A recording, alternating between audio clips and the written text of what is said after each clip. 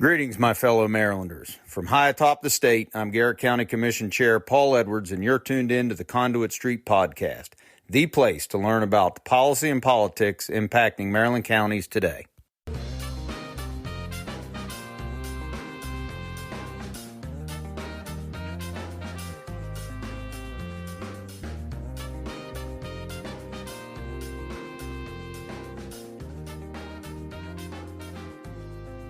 Hello and welcome to the Conduit Street Podcast. Kevin Kinnally here today. Today we're going to talk about elections. We just had the primary election here in Maryland, and we're looking ahead to the general election.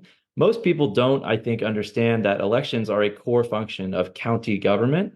Times are changing, though. Modern trends in voter preference, new technology, difficulties recruiting and retaining election judges, new and evolving cyber threats, and of course, defending against a constant stream of disinformation are top of mind for county leaders and local election officials alike. So again, we had the primary this month, and now that the local boards have certified the results, there's no one better to recap how it went and to look ahead to the November general election than the administrator of the Maryland State Board of Elections, Jared DeMarinis. Jared, you are a friend of the podcast at this point. I know you've been on multiple times. Thank you so much for taking the time today. You're a busy guy. Well, thank you, Kevin, for inviting me and giving a quick recap of the primary election. Yeah, so I guess, Jared, just to jump right into it, what everybody wants to know, turnout. How was the turnout and how does it compare to the previous primary elections? We are in a presidential election cycle, Jared, but a lot of people concerned with the turnout for this primary. How do you read that and tell us what happened there? So turnout was about 20%. It was, I would say, lower than a typical presidential primary election, but we all know that the top of the ticket drives turnout. And by the time Maryland was having their primary election, the presidential candidates it was decided by then. Right. So, and the other part too is national media wasn't necessarily constantly covering primary election to primary election. Even like Super Tuesday, which was always a big event, was a blip on their coverage. So I think that kind of had an impact on turnout overall. Yeah, I agree with you on the top of the ticket. I mean, with the two major parties already having their candidate essentially decided at this point, that's not going to drive turnout. Although in some of the down races, Jared, there was a lot of money spent, and it did not seem to drive the kind of turnout that I expected, particularly in some of the races where they spent a ton of money. It didn't really translate to driving people to the polls. And, in a primary election, you typically have people who are more fervent to get out and vote, right? I'm in my party, you're in your party, whatever. These people typically go out and vote in a primary. We really didn't see as much as I expected. I don't know if you have a take on that, or, is it maybe oversaturation? Are people kind of just over it if you see the same ad over and over and over again? I don't know if that affects behavior, but what is your read there? That's just something about the campaigns and making sure that they were, communicating with their voters. It became more of a base election than, I would say the infrequent voter coming out. But we had a robust outreach campaign as well to help, increase turnout. And one of the and I know we're going to be talking about the 3 ways to vote in Maryland, but one of the things that I took away from this was that out of this election, during early voting on election day, we had over 3,700 new voters avail themselves of same day voter registration. So and was able to cast a vote on the same day. So I'm quite happy about that. Yeah, that is fantastic. We're all in for making it easier to vote. We know that it's safe and efficient and easy here in Maryland to vote. And there are a number of ways that you just mentioned. And I kind of want to take them one by one and talk about how that played out during this primary and then kind of what you expect ahead. So first of all, mail-in voting. This really took hold during the pandemic, and we're still very much a mail-in voting state. That seems to be going well, Jared. I think a lot of people don't understand that you don't automatically just get a ballot to mail in. You do have to request one. But Jared, what did you see with mail-in ballots? That seems to be working really well. I didn't see any hitches there, hear about any major hiccups. How is the turnout for voting by mail? Is it still a trend that you see on the upswing? I definitely do. And by the way, this was one of the, I'm not sure, I haven't done all the research, but I can almost say with confidence, this was the first election where more people voted by mail than on election day. Yeah. So we had sent out roughly 595,000 mail-in ballots, and 396,000 were returned. So we had about a 67% rate of return with mail-in ballots. That was a phenomenal number there. I think the permanent mail-in ballot list has made it very convenient for people and for us to plan, and also for campaigns to communicate with voters, because they know that military and overseas voters get it 45 days beforehand, and domestic voters, the first batch that we mail out, will be starting on the 43rd day before an elections. So voters here, it was very convenient, and it seemed to it was I would say the favored status out of all the methods. Marylanders made their preference was known by how they voted, and mail-in voting is here to stay. It's a significant method. Yeah, so I mean that's certainly a big trend and a big landmark to say that more people voted by mail than in person. Vote by mail, it's not new. It's new in Maryland, newish, but it's not a new thing. Several states do this. Jared, there are a lot of people out there who like to spew conspiracy theories and that somehow it is not safe and that, it's rigged, or whatever the word people like to use. Please talk about that, the security that goes into the mail-in ballots. This is very secure, very safe, right? And there's tracking, right? You know exactly where those ballots are. There's not an opportunity for someone to get in there and finagle with things. It's very safe. Yes, I mean, from the requests that are made, making sure that it's from the right person. We track the ballot all the way to their mailbox, and once they get the ballot themselves, the voter can have two ways of returning it back to the local board of canvassers.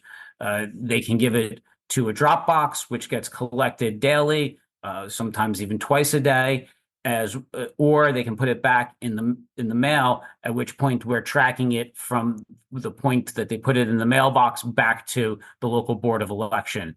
And we make sure that there's enough safeguards in place to know that the correct person is requesting the ballot. Right. And then, you mentioned that, they get picked up from the ballot drop boxes. Also an incredible tool now that we have these drop boxes. They are also very safe and secure. They all have cameras. And Jared, when they pick up the mail-in ballots, it's a bipartisan effort, right? Yes.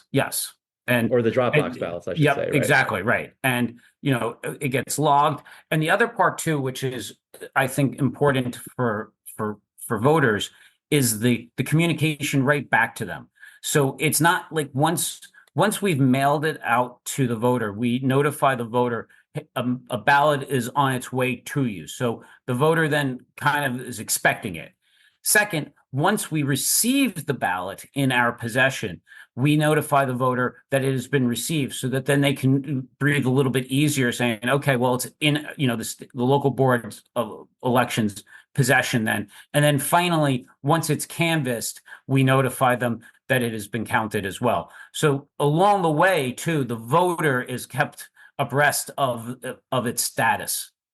Which is great. And you and I talked years ago, I think, about like, hey, FedEx and UPS, they can track these packages and you get up to, and now that technology is there and it's great. You're right. You can track your ballot all the way. It's safe, convenient, easy. And it's really good to know and hear from you that all of those safeguards are in place. I know you're so passionate about elections, Jared. So, yes. It's very safe. And I hate to see the continued dialogue on social media and other places where people are just continuing to sow doubt and spread misinformation. So we are all on board to help combat that. The state has a great campaign getting people to vote, but also explaining, hey, I think you called the rumor mill, that we're going to take this straight on, which I think is great.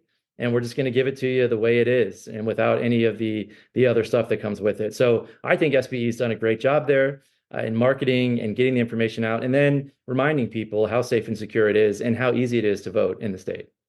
Yes, and I think battling disinformation is almost like now Whack-a-mole. but it's also like almost a collective effort now as well. Yep. So, one of the things is that like when we receive tangible, information, we will act on it. If you think that you received the ballot incorrectly or never requested it, you give us a name, we look up, we find out, and we'll do the research on that issue there and figure out what is going on. But if there's just like, generic stuff that is floating around with disinformation, spreading, one of the things that the General Assembly did in the last session was pass a bill requiring a portal, which we have now put up for voters to, in their courses of searching with social media, if they see things that are disinformation regarding election results, time, place, and manner of an election, or election administration, that they can then report it to us so that we can help correct that record and work with the social media platforms either to remove it or to, spread our message correcting it. Yeah, so it really is now a collective effort, right? Because now residents have the ability to report that directly to the state. It's easy. You go through the portal and then you all can investigate. And you do, like you said, you do. And I know that you follow up on this stuff. So when I hear people say, well, I got I live in a house where the person's been dead for 20 years and I got 8 ballots with their name. I'm like, did you report it? Or is that just something that you're just spewing these things? So it's really important that people understand there are ways and that these issues do get investigated. Mistakes happen sometimes. But there's nothing nefarious going on. There's no widespread effort. And I think people really need to understand that. Jared, we talked about mail-in voting. Let's go to the 2 in-person methods. You could vote in person early. So there's a process for that, a time frame where you can go and vote early. I did that. It was very quick, again, convenient. Did you see any hiccups during early voting, Jared? I know that the turnout for election day and early voting, the in-person stuff, is lower than vote by mail, but anything stand out to you in terms of turnout or any kinks on election day or during the early voting cycle? No, I think that it went off relatively smoothly, especially the early voting. It was very late compared to previous years with, I think, only 151,000 people, early voting. It seems like vote by mail has, shift. A lot of people that normally voted early shifted to vote by mail. But I think overall, having those options there gives the voter a lot of, I think, ease, because then there's no pressure to say, I have to vote on election day. Right. And by the way, also it helps us planning, because when you're spreading out all these voters over all these days, including election day, it eases the impact on, the lines, and, makes it a very quick and, process for everyone.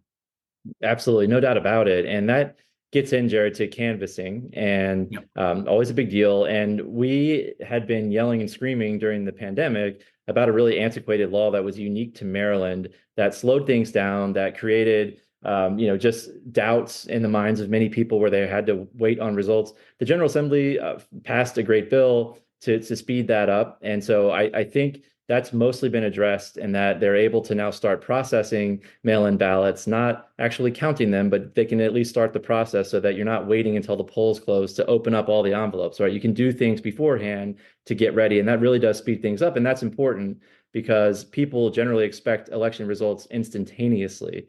And during COVID, where you had all those mail-in ballots, we were really worried that it was going to take a long time to sort some of this stuff out. And the longer it takes, the more opportunity people have to try and sow doubts about the election and the integrity and whatnot. So, Jared, canvassing, how did that go? Talk a little bit about the process there and why it was so important to pass a bill to speed that up in terms of getting the votes out to the public, getting the results out quickly. So I think, yes, it was a great bill. It allowed the local boards of canvassers to begin canvassing 8 days prior to early voting. And it did have an impact on this election here with getting enough of the mail-in ballots that were received early, processed and counted, so that on election day, it wasn't just election day results and early voting results, but it was a substantial portion of the mail-in ballots as well.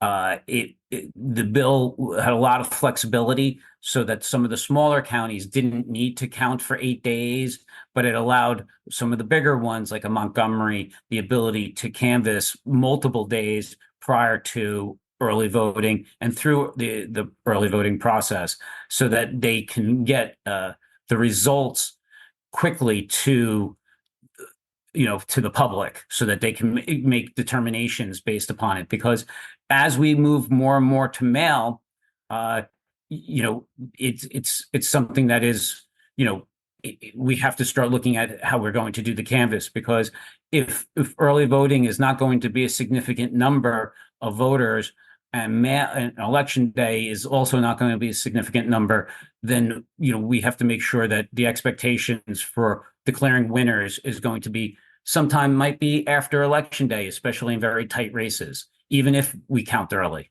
So right, and I think that's, again, going back to the collective effort in terms of educating residents about what they should expect.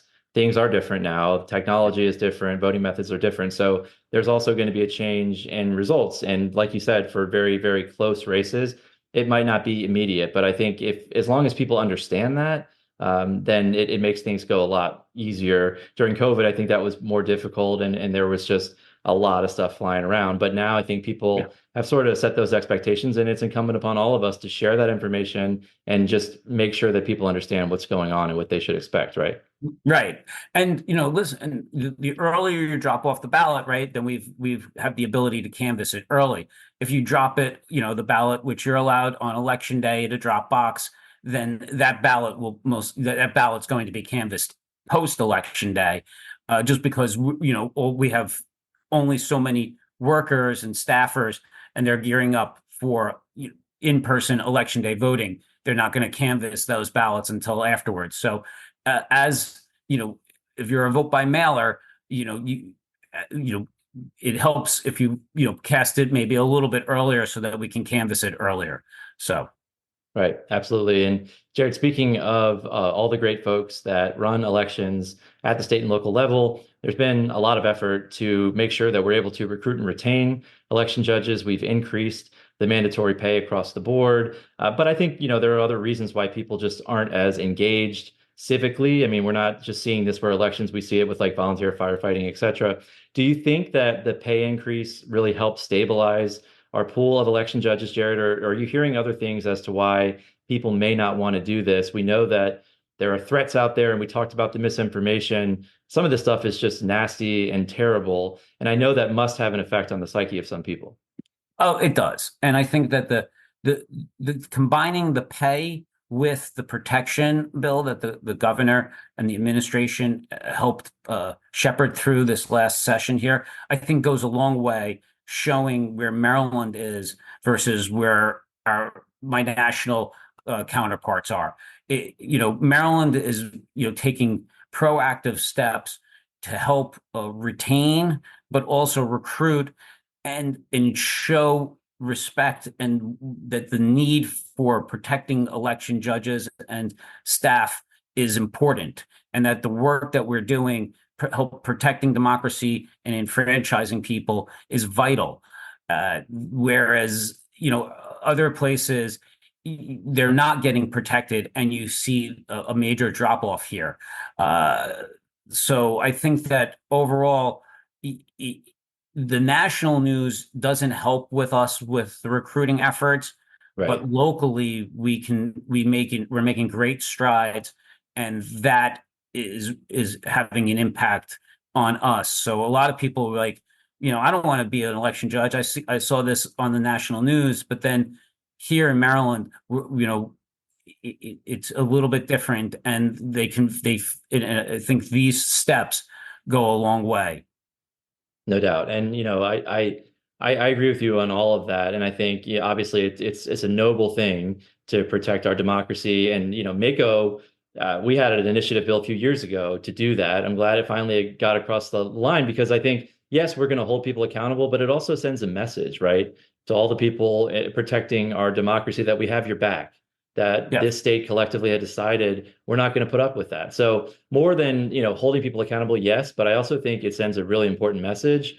And it's really important that we show them that we have their back because they're dealing with a lot of crap, right? And it's just unnecessary, unfortunate, but hopefully we can start to put some of this stuff behind us, Jared. I want to get into a few interesting policy issues that I know you and I have talked at length about before. And one of them, Jared, we've talked about how easy it is to vote in Maryland. Some people think that we can make it even easier by allowing for online voting. And very controversial, Jared. There's a big push for it from some. It would certainly be more convenient, but it comes with a host of concerns. And Jared, you have observed elections around the world. Do you feel like this country is ready for something like that at this point, online voting, to roll that out? And, would we be able to keep it safe and secure with the current technology that is available out there? Is this something that we're ready to make the jump for, or is it, we're not there yet? So I did witness an election that was online in a foreign country, Estonia. It was it was very eye-opening.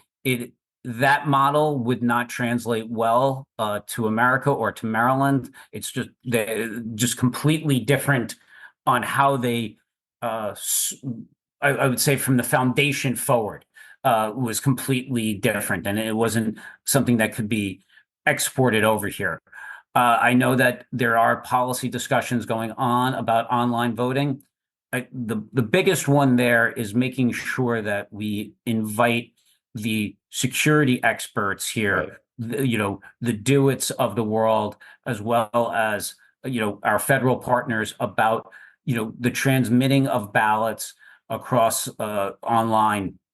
And that element there is probably the security part of it, but also, just the battling of disinformation that has already kind of laid the groundwork there is going to be a tall task to overcome at this point here. So, right, that's something that I allow the General Assembly to kind of weigh in, where we'll implement whatever policies that they want to enact, but it will take a collective, almost Herculean effort to battle some of that disinformation. Yeah, and look, I've been in the hearings. I've heard some compelling testimony from people who, really could benefit from being able to transmit a ballot online. And of course, there are some people where, that could change their life in terms of, their ability to get out and vote and make things easier. But for someone, people like you and me, I don't think, it's necessary. We have lots of other ways to do it, but certainly, like, there is compelling testimony. And if there's a way to thread the needle there, I think everyone's going to take a look at that. But there are a lot of questions about security, and especially when you're talking about transmitting things through the internet, a lot of opportunities for nefarious actors. And, we see that with stuff like online banking, and, that stuff is penetratable. So the technology is getting better, but yeah, I think, it'll be some time for that. And Jared, we talked a little bit earlier. I think you mentioned deepfakes. This is something that I've been extremely concerned with generally, but it's an acute concern for state and local election officials. It seems like the feds are starting to deal with this issue and take it seriously, but in my experience, it's generally not a good idea to wait on Washington to do anything, right? So how concerned are you about deepfakes, AI, et cetera, influencing elections? And I guess we should say, deepfake is essentially, the technology is so good now that you can watch a video and it looks like, you can see my face and my voice, but I haven't said any of those things. It's all generated through technology, but it looks super real. And, they can take, I think, like 30 seconds of your voice, and they can make you talk for hours and hours and hours and nail it. So that's obviously a concern, especially when it comes to politics and elections, Jared. Yes.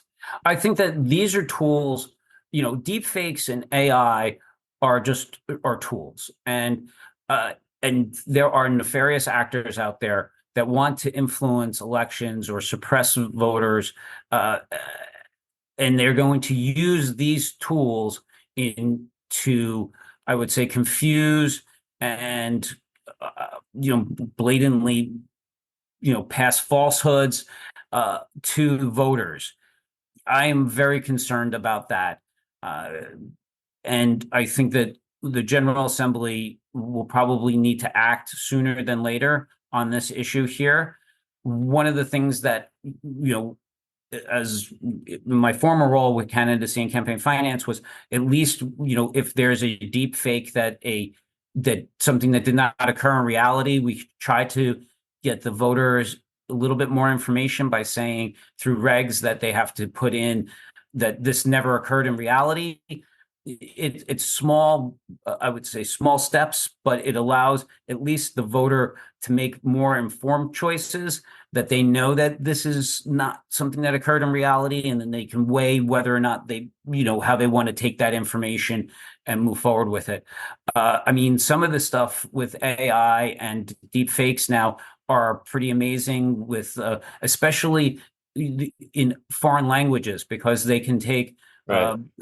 I believe that was it the mayor of New York was sending out messages in different languages that it looked like he was a fluent speaker in, and he wasn't in any of those languages.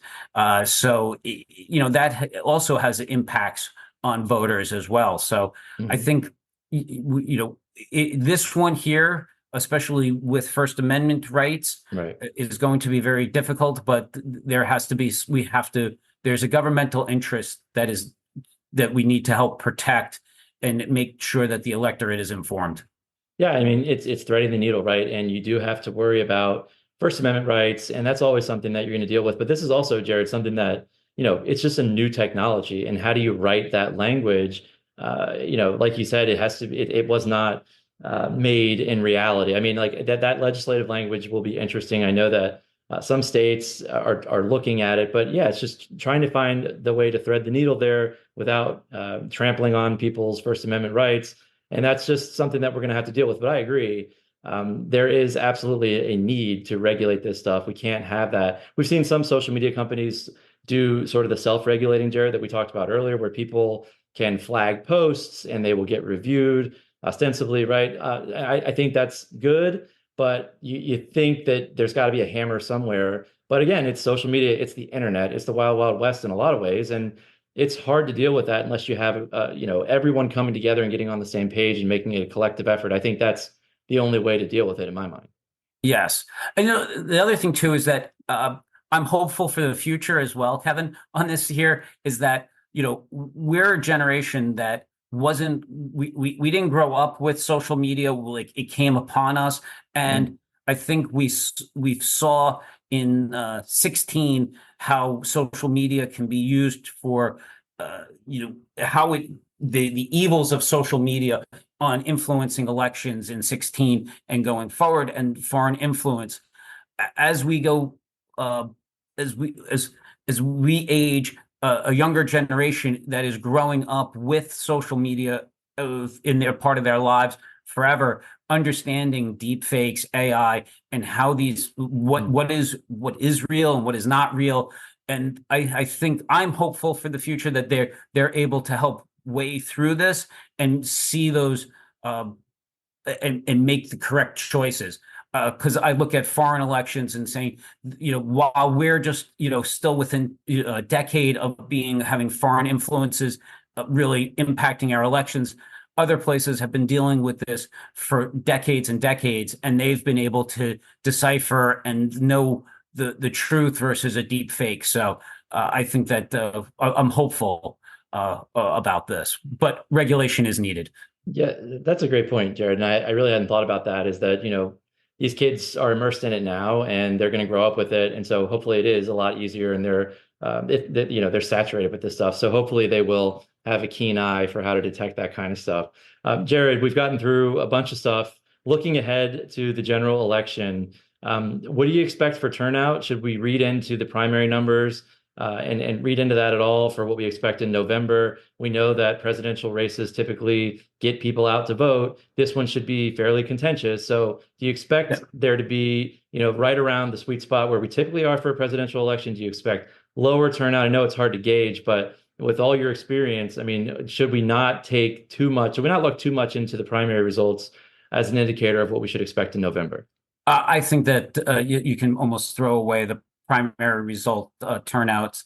I think that it will be more average for us, even maybe even above average. I look at saying, one, we have, of course, a presidential election, which will be driving national news and, just having the buzz about that occurring. But also, I think that the balance for the U.S. Senate starts with Maryland. Yeah. And this is something that we're not used to having, that much, I would say, national coverage. That we're going to be a swing state on whether or not how the U.S. Senate tips, and I think that that's going to help drive turnout as well.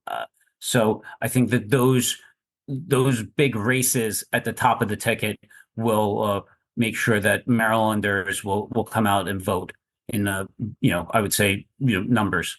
So yeah, and Jared, a lot better than the 20% there. So yeah, and we will be a swing state. That's not typical. You come from the campaign finance world. That's what you did for so long before taking on this role. It's got to be interesting to you to know that there will be tons of money pouring into Maryland that never has had to pour in here before, because this has really never been a competitive seat, at least not in a long time. But now that it is somewhat competitive, and like you said, we're essentially now a swing state for the U.S. Senate, you got to think that the RNC, the DNC, the power brokers are going to funnel a ton of money into Maryland.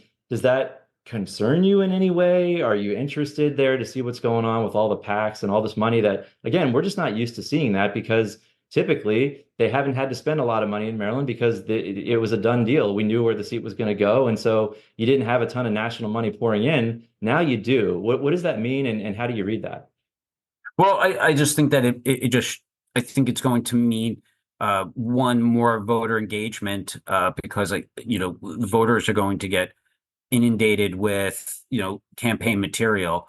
As a former candidacy and campaign finance regulator, as long as they keep on filing their reports with the FEC, I'll be happy just to make sure, because I like reading about how much people are spending and how they're spending it. But I think that that's how it's going to translate for us in the state, which is with the national coverage. I think Marylanders always have a very civic pride. As this is kind of my adopted state now, so I see that, and with this, with everything hanging in the balance here, I think that that pride will come through with them coming out to vote. Yeah, and I think that's just another reason to think that we should throw out the results from the primary in terms of how we think about November, because with everything on the line, and now Maryland all of a sudden being a swing state for the U.S. Senate. The presidency is on the line. We have some ballot questions in this state. So I think all of those things combined maybe bump turnout up a little higher than we've seen it in recent years. And again, I think money drives the train, right? So with all that money coming in, you would think that's certainly going to have an impact for voters and maybe influence more of them to get out and vote. We know it's easy for them to vote. We know it's easy for them to register to vote. There's no excuse not to vote. So Jared, I hope, and I really hope that we see the highest turnout that we've ever seen. And I know you guys hope that as well. Any closing thoughts from you, Jared, before I let you go? I know you're really busy, but again, the locals have now certified all the results from the primary. That's a done deal. No major issues, no hiccups. So great job there to you and your team and all the local boards. But any closing thoughts from you before I let you go? No, it's just we restart the clock for the general election. November 5th is election day, so we're heading that way, and early voting begins in October 24th through the 31st. So that's what we're heading up and preparing for now. So we'll make sure to link the SBE website, which has just a ton of information, super transparent. Anything you need to know about any of the ways to vote, when you can register, all the dates, everything is there for you. And of course, we cover that on our blog as well, and we share that out to the masses. So we want to amplify that effort. And I think SBE would encourage other trusted partners to do the same. We know that you have a great media campaign that you're out explaining to people what's going on and how they can vote. So kudos to that. But I'm excited, Jared. It's an exciting time, obviously, for election folks like yourself. I cover this issue, so it's exciting for me. But we really, I just want to close with, again, thanking all the people who make this work, who protect our democracy every single day.